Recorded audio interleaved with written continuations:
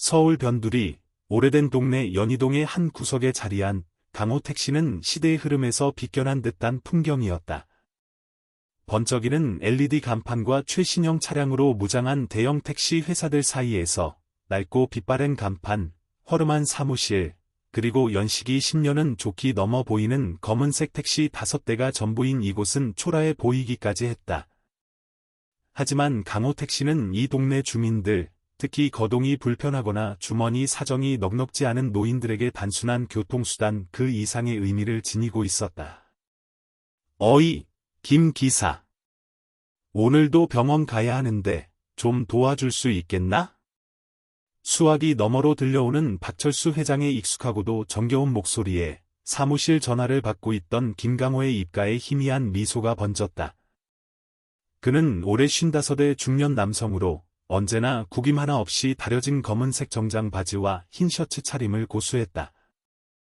단정하게 빗어 넘긴 머리카락 사이로 희끗희끗한 새치가 세월의 흐름을 말해주고 있었지만 날카로운 눈매와 다부진 턱선은 여전히 강인한 인상을 풍겼다. 웃을 때 눈가에 잡히는 잔주름만이 그가 평범한 중년임을 보여주는 유일한 증거였다. 그러며 회장님.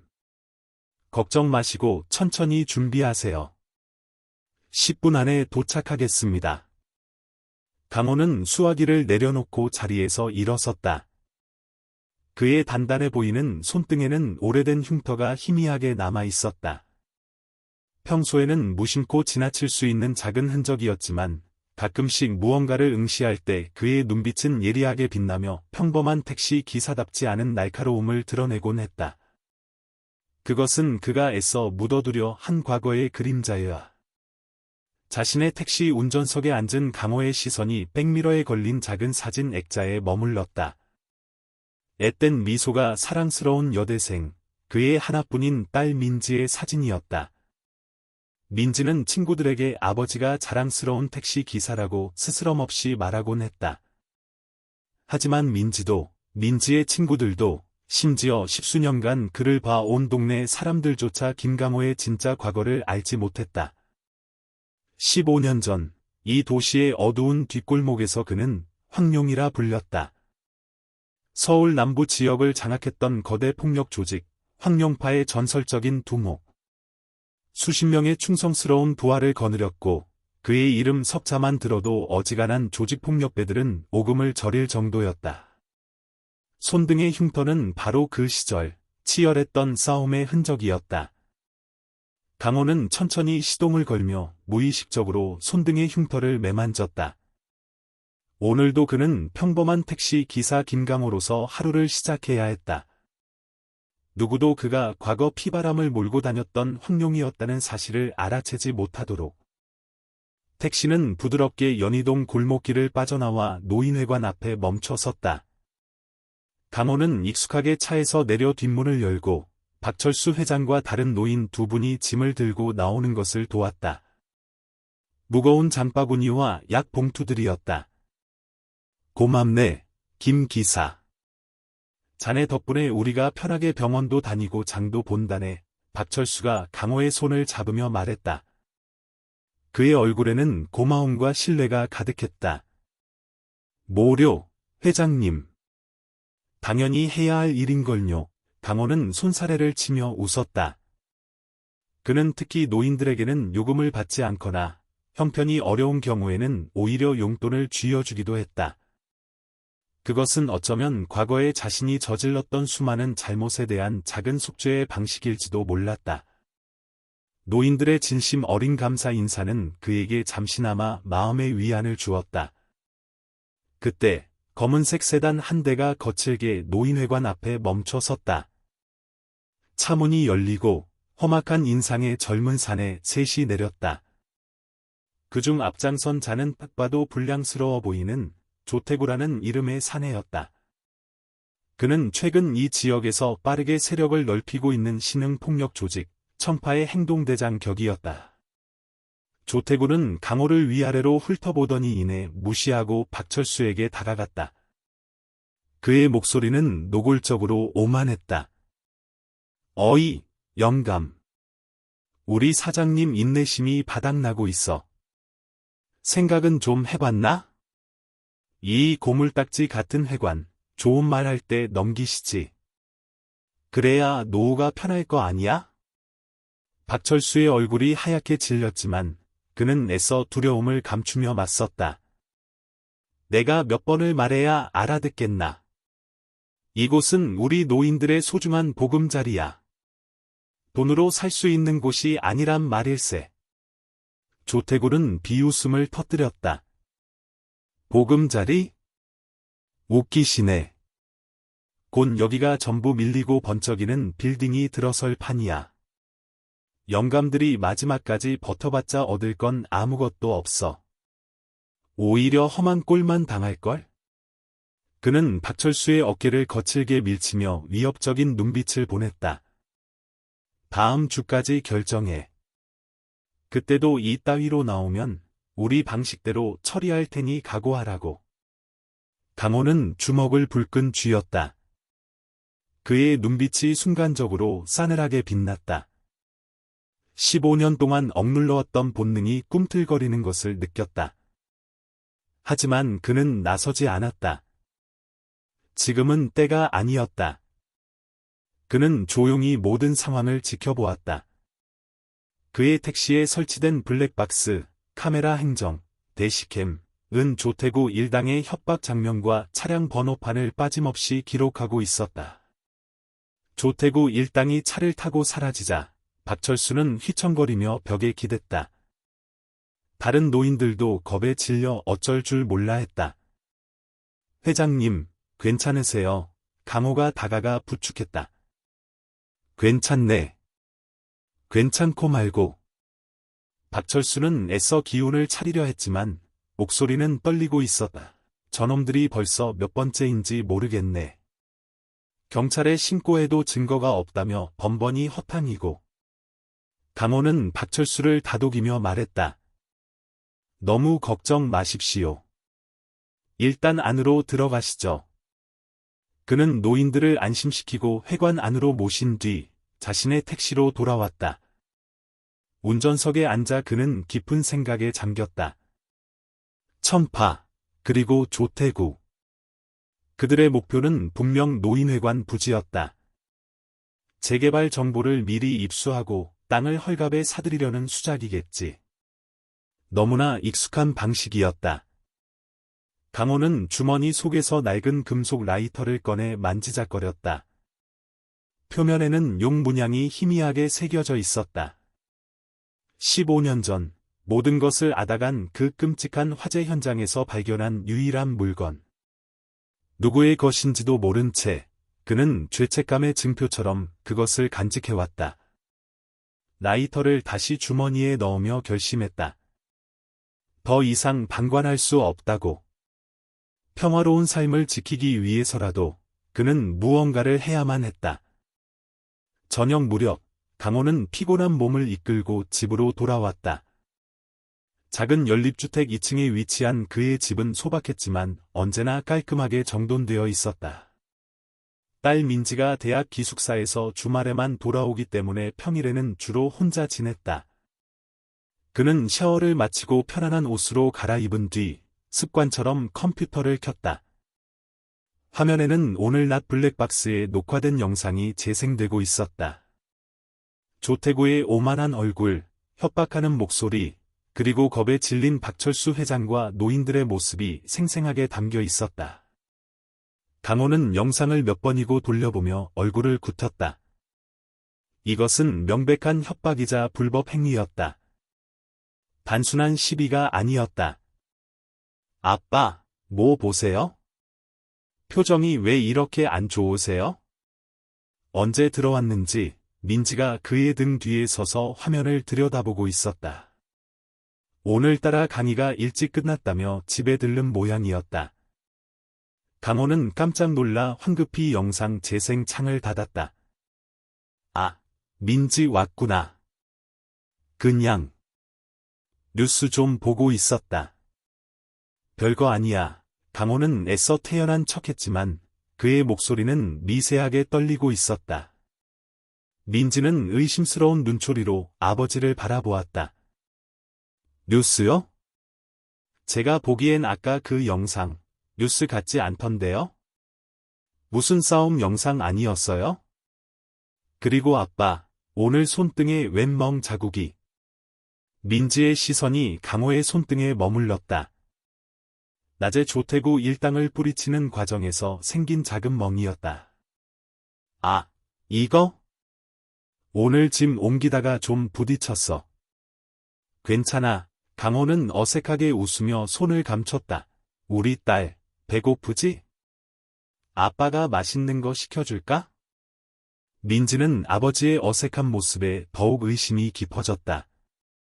평소 과묵하지만 늘 당당했던 아버지가 요즘 들어 부쩍 수심이 깊어 보이고 어딘가 불안해하는 기색이 역력했다. 게다가 오늘 본 영상 속 아버지의 모습은 분명 평소와 달랐다.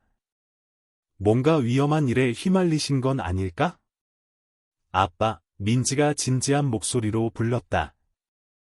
저한테 뭐 숨기시는 거 있으시죠?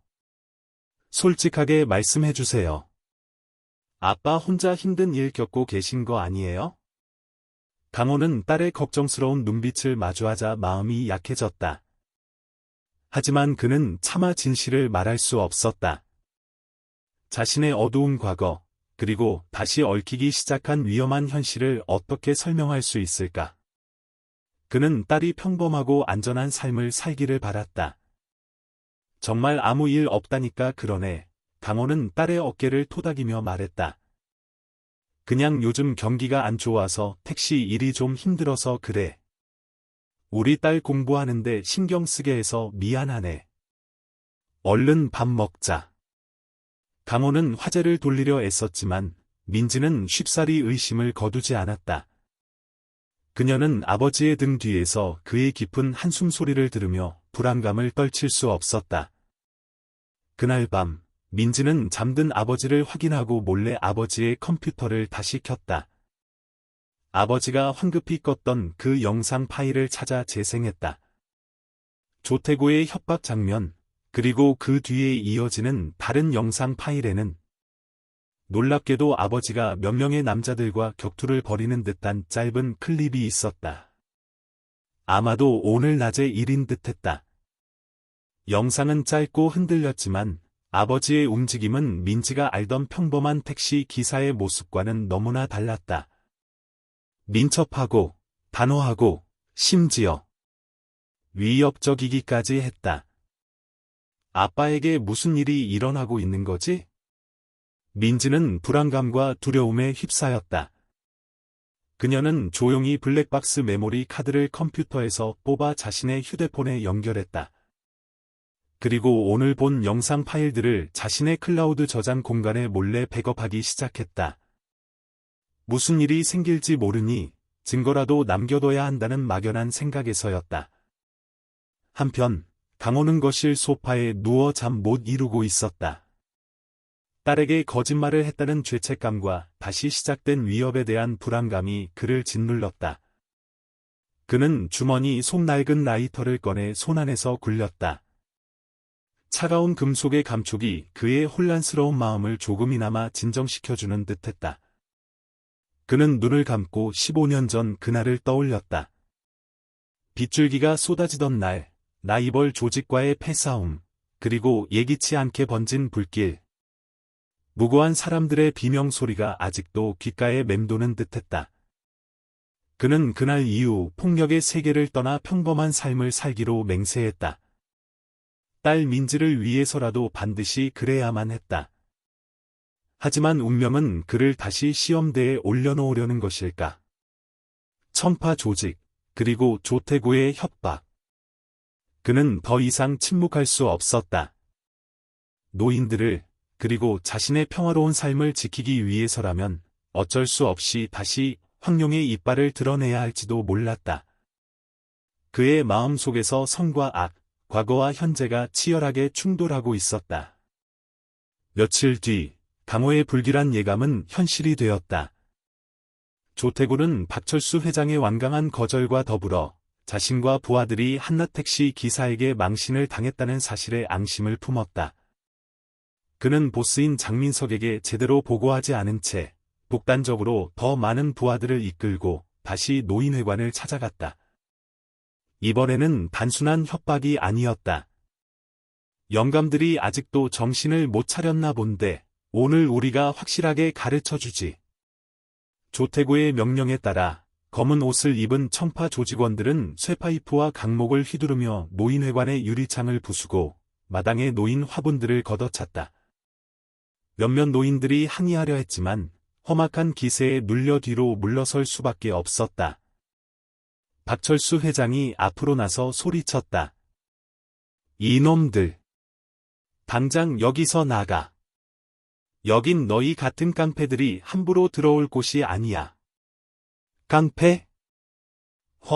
영감탱이가 죽고 싶어서 환장했나. 조태구가 비웃으며 박철수에게 다가가 멱살을 잡고 거칠게 밀쳤다. 박철수는 힘없이 바닥에 나동그라졌다. 바로 그때 강호의 택시가 급정거하며 현장에 도착했다. 그는 박철수 회장에게 미리 연락을 받고 급히 달려온 참이었다. 창문을 내린 강호의 눈빛은 얼음장처럼 차가웠다. 그는 택시에 부착된 확성기를 통해 낮고 위협적인 목소리로 외쳤다. 거기, 지금 당장 손 떼지 못할까? 조태구는 강호의 택시를 발견하고는 오히려 잘됐다는 듯이 비열하게 웃었다. 저번엔 운 좋게 도망쳤지만 오늘은 내 놈 무덤 파는 날이다. 얘들아, 저 택시 박살내고 저놈 끌어내. 조직원 서너 명이 쇠파이프를 들고 택시를 향해 달려들었다. 강호는 차분하게 후진 기어를 넣었다. 그의 발이 브레이크와 엑셀러레이터를 현란하게 오갔다. 택시는 좁은 골목길에서 믿을 수 없는 민첩함으로 후진하며 달려드는 조직원들을 아슬아슬하게 피했다. 마치 숙련된 스턴트 드라이버처럼 그의 운전 솜씨는 평범한 택시 기사의 수준을 훨씬 뛰어넘었다. 조직원들이 잠시 당황한 틈을 타 강호는 핸들을 급격히 꺾어 택시를 180도 회전시킨 뒤 맹렬한 속도로 돌진했다. 그는 조직원들을 직접 들이받지는 않았지만 위협적인 돌진과 급정거를 반복하며 그들의 대열을 흩뜨려 놓았다. 타이어 마찰음과 급정거 소리가 요란하게 울려 퍼졌다.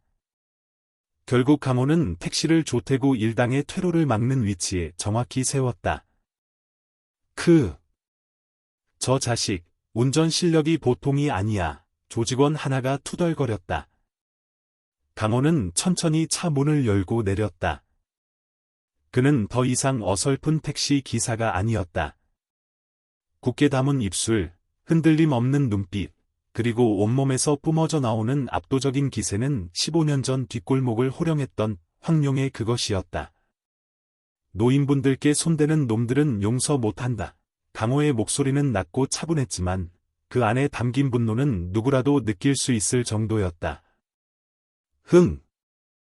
혼자서 뭘 어쩌겠다는 거냐. 조태구가 침을 뱉으며 소리쳤다. 다 같이 덤벼. 저놈을 조용히 처리해. 조직원들이 일제히 강호에게 달려들었다. 좁은 골목길은 순식간에 아수라장으로 변했다. 하지만 강호는 당황하지 않았다. 그는 마치 물 흐르듯 부드럽게 움직이며 상대의 공격을 피하고 빈틈을 정확히 파고들어 급소를 가격했다. 그의 동작은 군더더기 없이 간결했지만 그 위력은 엄청났다. 주먹이 허공을 가르는 소리, 뼈가 부딪히는 둔탁한 소리가 연이어 터져나왔다. 그는 불필요한 살상은 피했지만 상대가 더 이상 덤벼들지 못하도록 확실하게 제압했다. 쇠파이프를 휘두르며 달려드는 놈의 팔꿈치 관절을 정확히 가격해 무력화시키고 뒤에서 기습하려던 놈은 팔을 잡아 매다 꽂았다. 두세 명이 동시에 덤벼들어도 그는 침착하게 중심을 잡고 흐트러짐 없이 상대를 제압했다. 그의 싸움 방식은 잔인하지 않았지만 절대적으로 효율적이고 압도적이었다. 이 모든 광경은 골목길 양옆의 집 창문 너머로 그리고 몇몇 행인들의 스마트폰 카메라에 고스란히 담기고 있었다. 평범한 택시 기사가 맨손으로 무장한 폭력배 여러 명을 순식간에 제압하는 모습은 충격 그 자체였다. 불과 몇 분 만에 조태구를 제외한 모든 조직원들이 바닥에 쓰러져 신음하고 있었다. 조태구는 믿을 수 없다는 표정으로 뒷걸음질 쳤다. 그의 얼굴에는 공포심이 역력했다. 너 도대체 누구야? 강호는 쓰러진 조직원들을 한번 둘러본 뒤 천천히 조태구에게 다가갔다. 그의 눈빛은 승리감이나 자만이 아닌 깊은 경고와 연민이 뒤섞인 복잡한 빛을 띠고 있었다. 내 보스에게 전해. 강호의 목소리는 얼음처럼 차가웠다. 다시는 이곳 노인들과 내 주변 사람들을 건드리지 말라고. 이번이 마지막 경고다. 다음번에는 나도 내가 어떻게 변할지 모른다. 강호는 더 이상 아무 말도 하지 않고 돌아섰다. 그는 바닥에 넘어져 있던 박철수 회장을 일으켜 세웠다. 회장님, 다치신 데는 없으십니까? 괜찮네. 자네 덕분에 살았어. 박철수는 여전히 놀란 가슴을 진정시키지 못한 채 말했다. 조태구는 강호의 뒷모습을 잠시 노려보더니 이내 겁에 질려 비틀거리며 도망쳤다. 쓰러져 있던 부하들도 하나둘씩 일어나 그를 따라 꽁무니를 뺐다. 강호는 부서진 노인회관 입구를 바라보며 깊은 한숨을 내쉬었다. 그의 택시 앞부분도 싸움의 여파로 살짝 찌그러져 있었다. 평화는 다시 깨졌고 이제 더 큰 폭풍이 몰려올 것이 분명했다. 그는 자신의 선택이 어떤 결과를 가져올지 알 수 없었지만 더 이상 물러설 곳이 없다는 것을 직감했다. 황룡은 잠에서 깨어나고 있었다. 조태구는 만신창이가 된 몸을 이끌고 청파의 아지트로 돌아왔다. 그의 얼굴은 분노와 굴욕감, 그리고 정체 모를 택시 기사에 대한 두려움으로 일그러져 있었다. 그는 보스 장민석에게 사실대로 보고할 수밖에 없었다. 노인회관을 다시 공격했지만 정체불명의 택시 기사 한 명에게 부하들이 전부 나가떨어졌다는 치욕적인 사실을. 장민석은 조태구의 보고를 듣는 내내 표정 변화 없이 침묵을 지켰다. 하지만 그의 눈빛은 차갑게 가라앉아 있었다. 그는 책상 위에 놓인 태블릿 PC를 들어 조태구에게 내밀었다. 화면에는 오늘 낮 골목길에서 벌어진 싸움 영상이 재생되고 있었다. 행인이 찍어 인터넷 커뮤니티에 올린 영상이여. 용감한 택시 아저씨, 조폭 소탕 같은 자극적인 제목과 함께 빠르게 퍼져나가고 있었다. 이게 내가 말한 정체불명의 택시 기사인가? 장민석의 목소리는 낮고 위험했다. 조태구는 영상을 보고 얼굴이 더욱 창백해졌다. 네, 맞습니다. 대장님. 저놈입니다. 장민석은 영상을 확대해 강호의 얼굴과 특히 싸우는 도중 언뜻 드러난 손등의 흉터를 집중해서 보았다. 그의 미간이 점점 좁혀졌다. 김강호. 강호 택시. 손등의 흉터. 그리고 저 비범한 싸움 실력. 설마? 오래전 뒷골목의 전설처럼 떠돌던 이름 하나가 그의 뇌리를 스쳤다. 황룡. 15년 전 서울 남부를 주름잡았던 황룡파의 두목.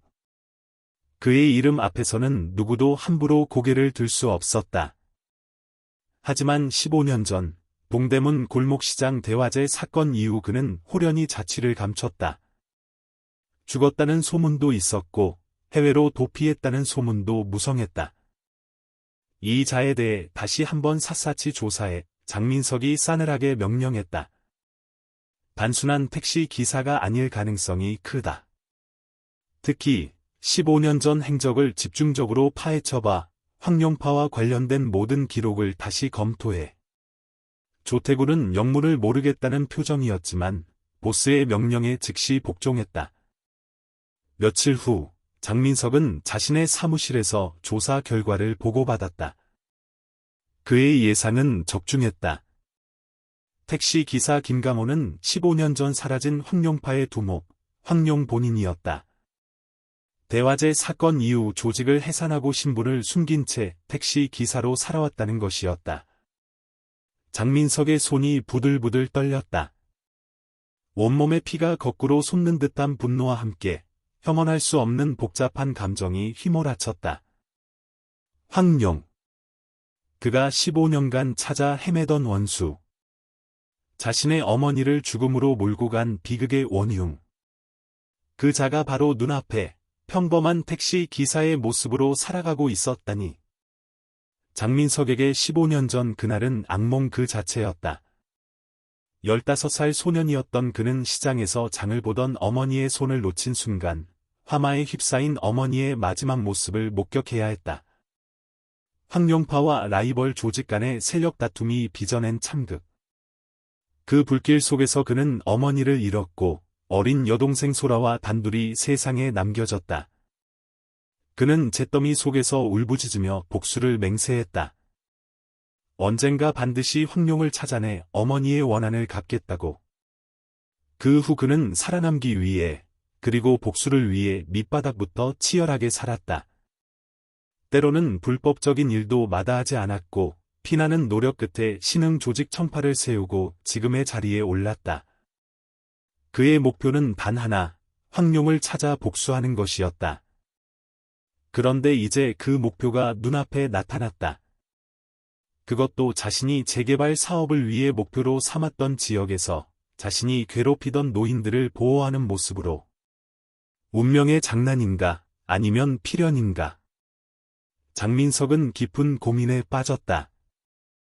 당장이라도 달려가 황룡의 목을 비틀고 싶었지만 다른 한편으로는 혼란스러웠다. 지난 15년간 황룡은 어떻게 살아왔을까? 정말 과거를 뉘우치고 평범하게 살아가고 있는 것일까? 아니면 이 모든 것이 위선일까? 그가 노인들을 돕는 이유는 무엇일까? 단순한 변덕일까? 아니면 죄책감 때문일까? 황룡. 장민석은 이름을 나지막이 읊조렸다. 증오와 호기심이 뒤섞인 복잡한 감정이었다.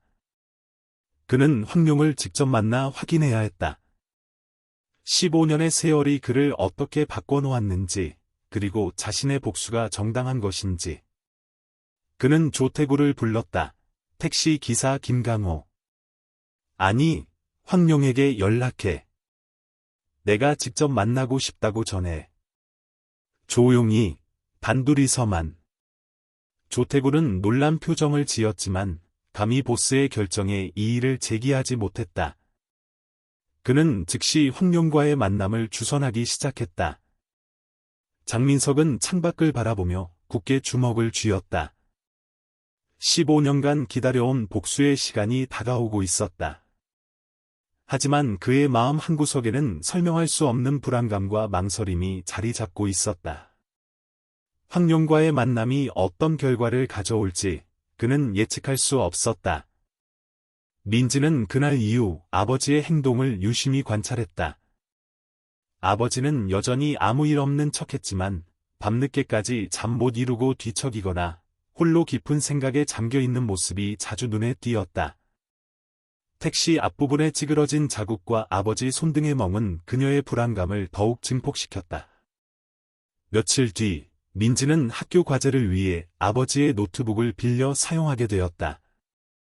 파일을 정리하던 중 그녀는 우연히 블랙박스 백업이라는 폴더를 발견했다. 호기심에 폴더를 열어본 민지는 숨을 죽였다. 그 안에는 아버지가 그동안 백업해둔 블랙박스 영상들이 날짜별로 정리되어 있었다. 민지는 떨리는 손으로 최근 날짜의 파일들을 클릭했다. 첫 번째 영상은 며칠 전 자신이 목격했던 조태구 일당의 협박 장면이었다. 아버지의 말대로 단순한 이해관계 충돌로 보기에는 너무나 위협적이었다. 그리고 다음 영상 파일. 그것은 민지가 가장 두려워했던 장면이었다. 아버지가 골목길에서 여러 명의 폭력배들과 싸우는 모습. 이번에는 행인이 찍은 영상보다 훨씬 선명하고 길었다.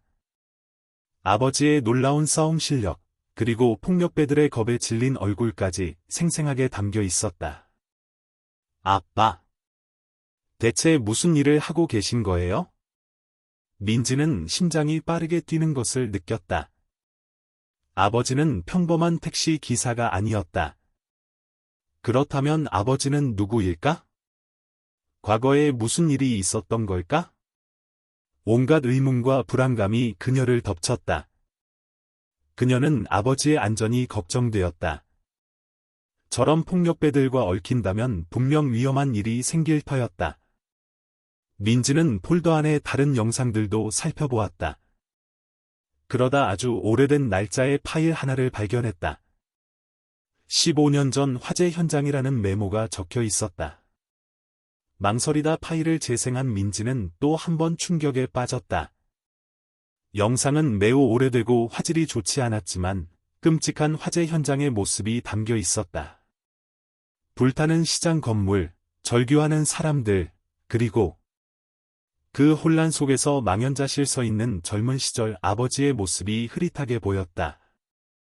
아버지는 왜 이런 영상을 간직하고 있었을까? 15년 전 화재 현장과 아버지는 무슨 관련이 있는 걸까? 머릿속이 복잡하게 얽혀 들어갔다. 민지는 더 이상 가만히 있을 수 없었다. 그녀는 아버지의 노트북에서 블랙박스 메모리 카드를 조심스럽게 빼냈다. 그리고 아버지가 집에 돌아오기를 기다렸다. 저녁 식사 시간, 민지는 애써 아무렇지 않은 척했지만 표정을 숨기기 어려웠다. 강호는 딸의 불안한 기색을 눈치챘다. 민지야, 무슨 일 있니? 오늘 안색이 안 좋아 보이네. 민지는 숟가락을 내려놓고 아버지를 똑바로 쳐다보았다. 아빠. 저 더 이상 못 참겠어요. 솔직하게 말씀해 주세요. 아빠 과거에 무슨 일 하셨어요? 그리고 요즘 왜 자꾸 위험한 일에 휘말리시는 거예요? 제가 오늘 아빠 블랙박스 영상 봤어요. 강호는 딸의 말에 얼굴이 굳어졌다. 올 것이 왔다는 생각이 들었다. 그는 깊은 한숨을 내쉬었다. 이제 더 이상 숨길 수 없을지도 모른다. 하지만 딸에게 자신의 어두운 과거를 어떻게 설명해야 할까? 민지야, 그건. 강호가 어렵게 입을 열려는 순간 그의 휴대폰이 울렸다. 모르는 번호였다. 망설이다 전화를 받자 낯설지만 차가운 목소리가 들려왔다. 김강호 씨 되십니까? 저는 장민석이라고 합니다. 드릴 말씀이 있으니 내일 저녁 7시 XX 창고로 혼자 나오시죠. 장민석. 천파의 두목. 강호는 직감했다. 그가 자신의 정체를 알아차렸다는 것을. 그리고 이것은 피할 수 없는 만남이라는 것을. 알겠습니다. 강호는 짧게 대답하고 전화를 끊었다. 그의 표정은 그 어느 때보다 심각했다. 민지는 아버지의 통화 내용과 굳어진 표정을 보고 더욱 불안해졌다. 아빠, 누구예요? 무슨 창고요? 위험한 거 아니에요? 강호는 딸을 안심시키려는 듯 희미하게 웃었다. 괜찮아, 민지야. 그냥 예전에 알던 사람이랑 약속이 있어서 그래. 걱정하지 마. 하지만 민지는 아버지의 말을 믿을 수 없었다. 그녀는 아버지 몰래 블랙박스 메모리 카드를 챙겨 자신의 방으로 들어갔다. 그리고 결심했다. 아버지를 이대로 위험에 빠뜨릴 수는 없다고. 그녀는 떨리는 손으로 경찰서 번호를 눌렀다. 만약의 사태에 대비해야 했다. 그녀가 가진 블랙박스 영상들이 아버지를 도울 수 있는 유일한 방법일지도 몰랐다. 그날 밤, 강호는 창고에서 장민석을 만날 준비를 했다. 그는 낡은 가죽 장갑을 꺼내 손에 꼈다. 15년 만에 다시 황룡으로서 숙명의 상대를 마주해야 했다. 그의 마음은 무거웠지만 더 이상 도망치지 않기로 결심했다. 과거의 업보를 이제는 정면으로 마주할 시간이었다. 다음 날 저녁, 해질녘의 어스름이 짙게 깔린 부둣가 근처에 버려진 창고. 약속 장소는 스산하고 음침한 기운마저 감돌았다. 강호는 약속 시간보다 조금 일찍 도착해 주변을 살폈다. 인기척은 없었지만 어둠 속 어디선가 자신을 지켜보는 눈들이 느껴지는 듯했다. 그는 차에서 내려 낡은 창고 문을 열고 안으로 들어섰다.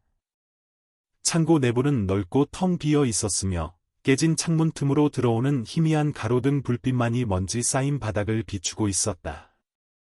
중앙에는 이미 한 남자가 서 있었다. 40대 초반으로 보이는 잘 차려입은 정장 차림의 남자. 날카로운 눈매와 다부진 체격, 그리고 온몸에서 뿜어져 나오는 냉철한 카리스마. 장민석이었다. 왔군. 황룡, 장민석이 먼저 입을 열었다. 그의 목소리는 낮고 차분했지만 그 안에 담긴 감정은 읽기 어려웠다. 오래 기다리게 했나? 강호는 담담하게 대답하며 장민석에게 다가갔다. 15년 만에 마주한 숙적. 그의 눈빛은 흔들림 없었다. 15년이다. 내 놈이 사라진 지. 장민석의 눈빛이 증오로 번뜩였다. 그동안 편하게 잘 살았나 보지? 택시 기사 행세를 하면서? 편한 삶은 아니었다. 강호가 조용히 말했다. 매일 밤 악몽에 시달렸고 단 하루도 죄책감을 잊은 적이 없다. 죄책감?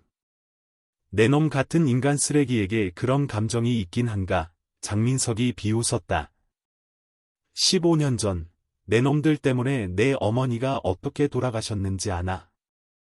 그 불길 속에서 얼마나 고통스러웠을지 상상이나 해봤나? 그의 목소리가 점점 높아지며 분노로 떨렸다. 강호는 고개를 숙였다. 미안하다. 어떤 말로도 용서받을 수 없다는 걸 안다. 그날의 비극은 전적으로 내 책임이다. 책임? 이제 와서 책임 운운하는 건가? 장민석은 허리춤에서 권총을 꺼내 강호에게 겨눴다. 창고 안의 공기가 급격히 얼어붙었다. 오늘 여기서 내 놈 목숨으로 그 책임을 져라. 어머니의 원한을 갚겠다. 강호는 총구를 정면으로 마주 보면서도 눈 하나 깜빡하지 않았다. 그는 천천히 주머니에서 낡은 금속 라이터를 꺼내 장민석에게 내밀었다.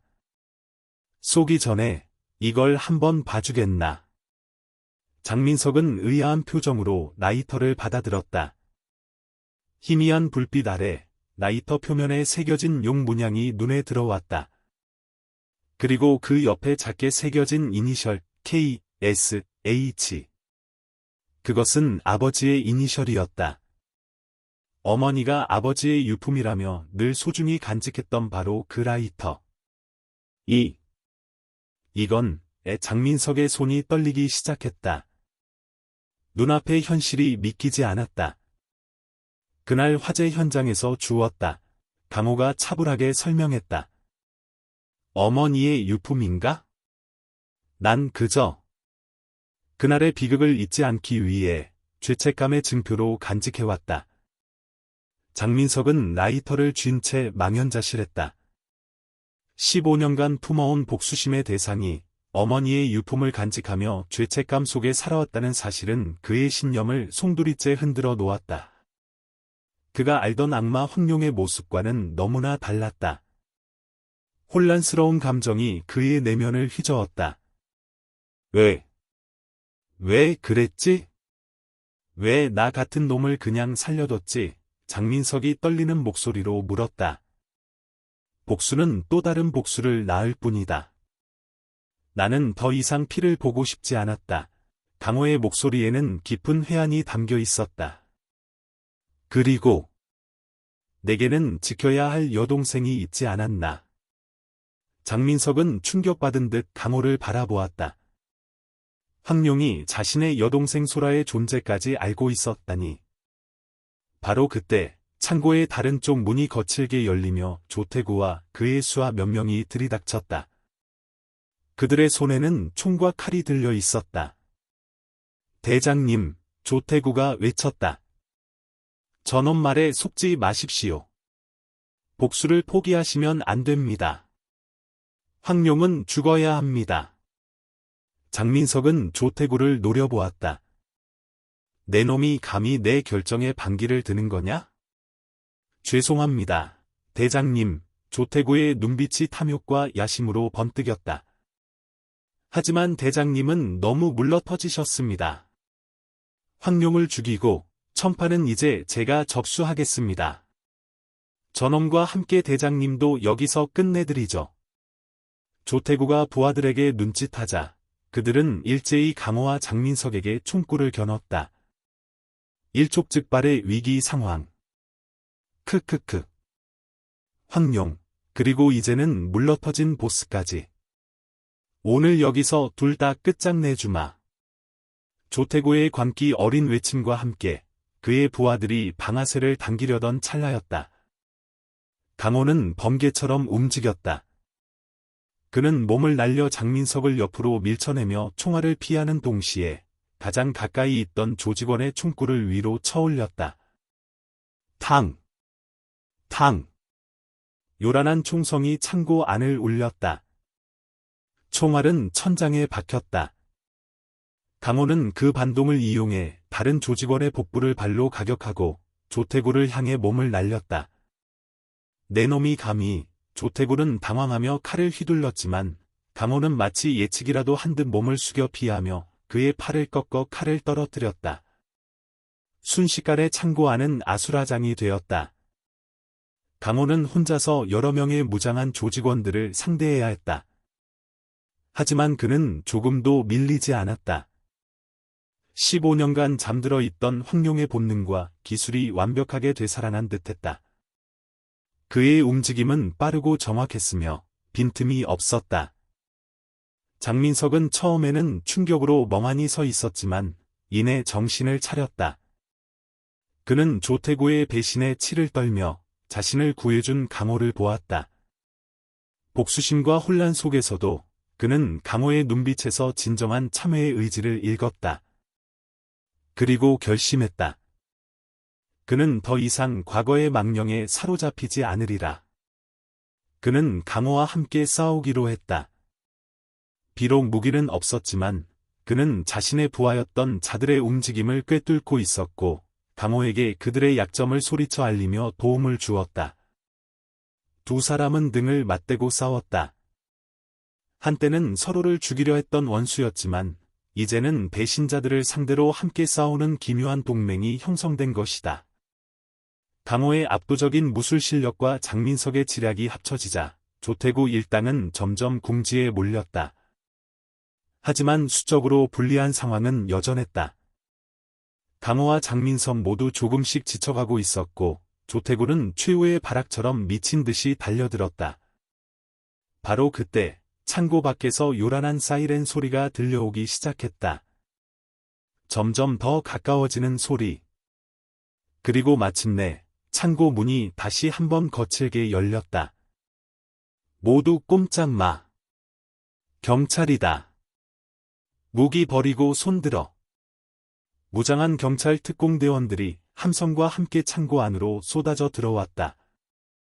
그들의 손에는 K1 소총과 방패가 들려 있었다. 조태구 일당은 순식간에 포위되었다. 조태구는 당황하며 주변을 둘러보았다. 어떻게 경찰이? 경찰 지휘관이 확성기를 통해 외쳤다. 조태구. 너희들의 불법 행위 증거는 이미 확보되었다. 순순히 투항하라. 조태구와 남은 부하들은 더 이상 저항할 수 없음을 깨닫고 무기를 버렸다. 경찰들은 신속하게 그들을 제압하고 수갑을 채웠다. 이 모든 것은 민지의 용기 있는 행동 덕분이었다.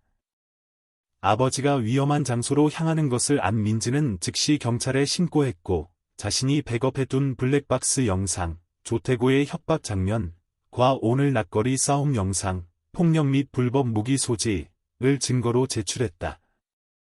경찰은 영상 증거의 신빙성을 확인하고 즉시 출동하여 결정적인 순간에 현장을 급습할 수 있었던 것이다. 경찰들은 강호와 장민석에게도 다가왔다.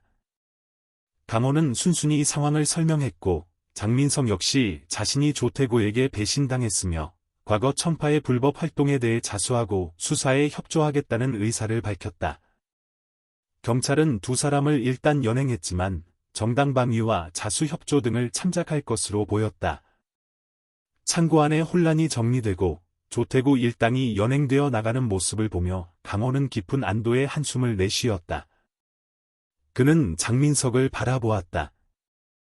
장민석 역시 복잡한 표정으로 강호를 응시하고 있었다. 두 사람 사이에는 더 이상 증오나 적대감이 아닌 기묘한 유대감과 이해의 감정이 흐르고 있었다. 과거의 악연은 비록 비극적이었지만 오늘의 사건을 통해 그들은 어쩌면 새로운 관계를 시작할 수 있을지도 몰랐다. 시간이 흘러 겨울이 깊어졌다. 조태구와 그의 일당은 불법 무기 소지, 폭력, 협박 등의 혐의로 구속되어 법의 심판을 받게 되었다. 장민석은 과거 청파의 불법 활동에 대해 자수하고 수사에 적극 협조한 점, 그리고 조태구의 배신 과정에서 피해자였던 점 등이 참작되어 집행유예를 선고받았다. 그는 약속대로 청파 조직을 해산하고 청파 인베스트먼트라는 이름의 합법적인 투자 회사로 전환하기 위한 절차를 밟기 시작했다. 김강호는 경찰 조사 과정에서 정당방위가 인정되어 별다른 처벌을 받지 않았다. 하지만 그의 정체가 황룡이었다는 사실은 아름아름 퍼져나가 동네 사람들에게 작은 충격을 주었다. 그러나 사람들은 그의 과거보다는 지난 15년간 묵묵히 보여준 선행과 이웃을 위한 헌신, 그리고 최근 노인회관을 지키기 위해 보여준 용기를 더 높이 평가했다. 그는 여전히 믿음직한 김 기사님으로 불렸다. 연희동 노인회관은 장민석의 기부금으로 새롭게 단장되었다. 낡고 허름했던 건물은 깨끗하고 현대적인 연희동 커뮤니티 센터로 탈바꿈했다. 개관식 날, 많은 동네 주민들과 노인들이 모여 기쁨을 나누었다. 박철수 회장은 감격에 겨워 눈시울을 붉혔다. 개관식에는 장민석도 참석했다. 그는 더 이상 어둠의 보스가 아닌 지역 사회에 기여하려는 젊은 사업가의 모습이었다. 그는 박철수 회장과 노인들에게 진심으로 사과했고 앞으로 센터 운영을 지속적으로 후원하겠다고 약속했다. 그의 진심 어린 모습에 노인들도 마음을 열고 그를 받아들였다. 강호 역시 개관식에 참석했다. 그는 이제 더 이상 과거의 그림자에 얽매이지 않았다. 그는 민지와 함께 밝은 표정으로 사람들과 인사를 나누었다. 민지는 아버지의 비밀을 알게 된 후 처음에는 혼란스러워했지만 아버지의 진심과 속죄의 노력을 이해하게 되었다. 특히 아버지를 구하기 위해 자신이 용기를 내어 경찰에 신고했던 경험은 그녀를 더욱 성숙하게 만들었다. 부녀 사이는 더욱 깊고 단단해졌다. 개관식의 하이라이트는 강호와 장민석이 나란히 서서 센터 현판을 제막하는 순간이었다. 한때 서로를 죽이려 했던 두 남자가 이제는 지역 사회의 발전을 위해 함께 손을 잡은 모습은 많은 이들에게 깊은 감동을 주었다. 과거의 원하는 용서와 화해로 승화되었고 그 자리에는 새로운 희망이 움트고 있었다. 개관식이 끝나고 강호는 자신의 택시에 올랐다. 백미러에 걸린 딸 민지의 사진이 유난히 밝게 웃고 있는 것처럼 보였다. 그는 주머니 속 낡은 라이터를 꺼내 잠시 바라보았다. 이제 이 라이터는 더 이상 죄책감의 상징이 아니었다. 그것은 용서와 화해, 그리고 새로운 시작을 의미하는 물건이 되었다. 그는 라이터를 다시 깊숙이 넣고 시동을 걸었다. 강호는 여전히 연희동의 택시 기사였다. 하지만 이제 그의 어깨는 한결 가벼워 보였다. 그는 라디오에서 흘러나오는 잔잔한 음악을 들으며 서울의 밤거리를 달렸다. 그의 택시 불빛은 어둠을 가르며 나아갔다. 마치 그의 새로운 인생처럼 따뜻하고 희망찬 빛을 내뿜으며 그는 앞으로도 계속해서 이웃들의 발이 되어주고 도움이 필요한 사람들에게 기꺼이 손을 내밀며 살아갈 것이다. 그것이 바로 그가 찾은 진정한 속죄의 길이자 평범하지만 값진 행복이라는 것을 그는 이제 알고 있었다. 황룡은 사라졌지만 김강호의 이야기는 이제 막 시작되고 있었다.